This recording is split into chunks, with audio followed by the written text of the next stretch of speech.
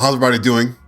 Spider here, Eric here, Discord, Mothership Man here. Like all the previous holidays, I thought I'd give you guys a little update on Rane and Blood. All the mastering of the pages is done. I mean, obviously I have some little tweaks to make, while I have time to do it. It's the holidays. Paul has done all the edits. We'll probably make another pass at it. But they're done. Paul did a great job on the editing, man. Oh my God. If you let me write anything, it's just really flowery and verbose. So I appreciate his ability, because we're friends for so long, to go in there and make sense of my ramblings. I'm an artist, an idea guy. Sometimes the written word, my grammar is absolutely terrible. If you've read any of my updates, you'll know it's just pretty bad. Especially, I feel bad for the European guys, because I'm sure you're just like, this guy cannot write anything. But it's Christmas time, and I wanted to give everybody a preview of the zine. I'm editing a video right now. I'm gonna go through panel by panel. No voiceover for me, just panel by panel. Look at it. Sean's seen it. Hail Santa's seen it. Read through it. I took their feedback, made some little tweaks. Obviously, you guys know I pushed it back, finishing this thing to February. There's a shipping, all that stuff, because I wanted to play test the 1E rules. A lot of people ask me, Eric, is this thing going to be playable out of the box of 1E? The answer is yes. I had some thumbs up from some guys, like Hail Santa and some other folks, that it's doable. And I baked, like I said before, many videos. I've baked in a lot of balancing stuff. So I'm not gonna touch on that anymore. It's ready good to go. I'll probably send out some PDFs to some friends of mine in the community who want to play test it just for fun. The PDF though, that'll be in people's hands pretty quickly as soon as I put the edits in. I am extremely busy with the holidays, like most people are. Like, it's pretty nuts. I've been trying to find the time to finish up whatever little odds and ends and work on the zine. Just tightening it up. Madison and the kids at Pledge Manager on vacation, so I'll probably open up late backing first week of January as a courtesy, because they're so busy and they're out of town. I didn't want to push it. They're traveling, I think, PAX. They're at PAX, so there's been some slowdowns with that, but I think I said December, but now it's probably the first week of January. So if you want to late back Rane and Blood, you want to spread the gospel of Rane and Blood, now's the time to do it. Because after this preview, I think you guys will be really happy with the final product. In my opinion, I think this is a very strong product. I think it's definitely first party worthy, level, in my opinion. I mean, it's probably one of the strongest things that I've put out in a long time in terms of graphical wise. It's a pretty radical departure from, I think, what you've seen in some of the material. Hopefully you guys like it. I mean, I love it. I think it's great. I think everybody who's seen it, big shout out to Joel from Abilities, Joel Hines. I mean, I showed him a couple drafts and earlier on, and I think it's really good. Usually my first step, tiptoeing, is something, kind of like my first album, whatever you want to call it. Usually the strongest something. So I hope I didn't blow all my creative juices on this thing, because I put a lot of work into it. And I hope you guys will. My goal is to not only give you a good adventure, but if you don't even want to play the game, you play the content there. It's just a cool art piece to put down, or you put off the shelf and you look at it. I mean, that's how I was when I picked up Dissident Whispers. I mean, I just flip through that thing all the time for great creative ideas. It switches back between styles, and hopefully I've done that here as well.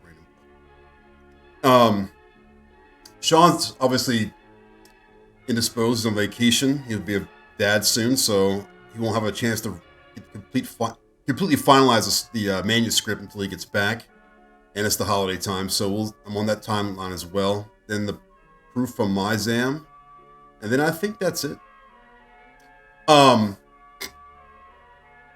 Switching gears a little bit to my playtesting of the combat rules. They're fine. I mean, there was obviously what I discussed previously is still on the table. There's a lot of whiffing, like kind of like playing first level characters in D&D. There's a lot of whiffing and missing. I'll probably end up house ruling some stuff on my own home game, but I don't think it'll slow down. I don't think it's like completely detrimental or anything. I do miss having 2 attacks around. I feel like the rounds take a lot longer to negotiate because you're missing so much.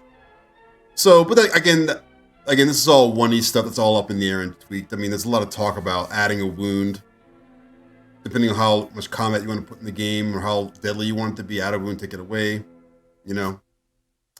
My solution to a lot of the issues with armor is I don't think armor destruction is necessarily the best,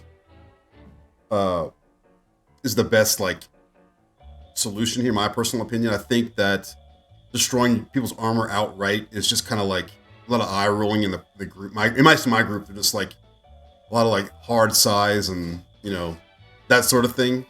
So I'll probably end up reverting to my own home rules where it's like, what I do, in case my name is curious, at the end of every combat, I basically roll a d10. 6 to 10, your armor gets reduced by a couple points. 5 and below, nothing happens to the armor.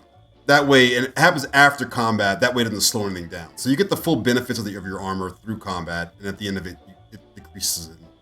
We'll see if it decreases or in damage reduction. Then obviously you can, if you want, you can have armor patches or whatever you want to do. But yeah, those are probably the only 2 house rules that I will probably end up messing with for Rane and Blood.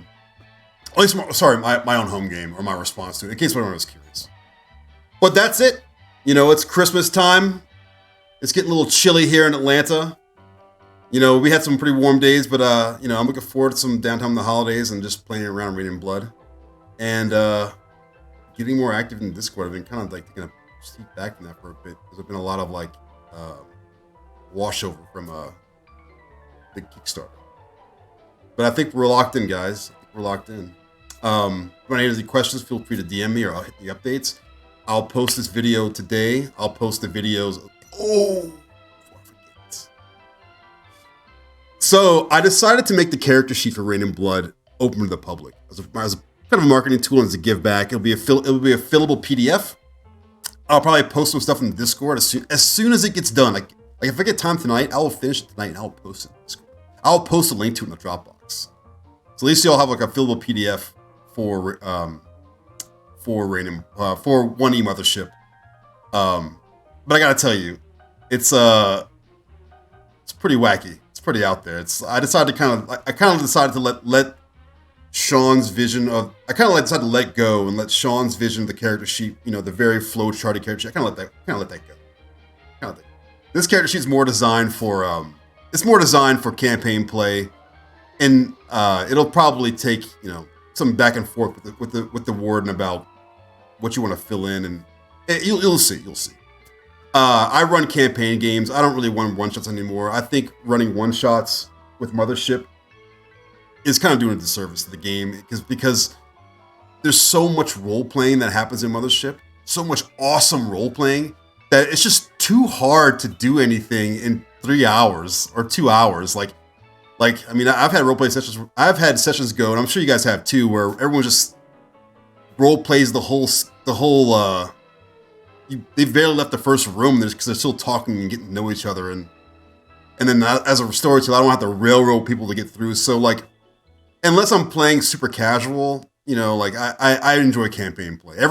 Most of the things I do is campaign play with arcs. Traditional story arcs of 1, 2, and 3. And I know that's counter OSR, but if you want one-shot stuff, there's pamphlet stuff. But that's it. So I'll post this video.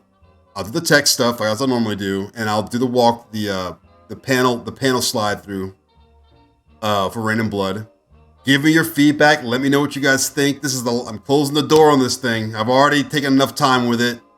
Look for me sending things out in February. I'm just one guy, so I'll probably do it in bulk groups. I have a whole separate room in my home set up to process all this stuff. I got the shipping label from Amazon. Knock all this stuff out. I showed you guys the boxes. I have everything. I'm good to go. Merry Christmas, Happy Holidays, Happy Hanukkah, Festivus, whatever, Happy Fellowship. I can't wait to get these guys in your hands. I think you guys are gonna be very, very pleased to see the final product. I'll see you guys on the other side. Merry Christmas.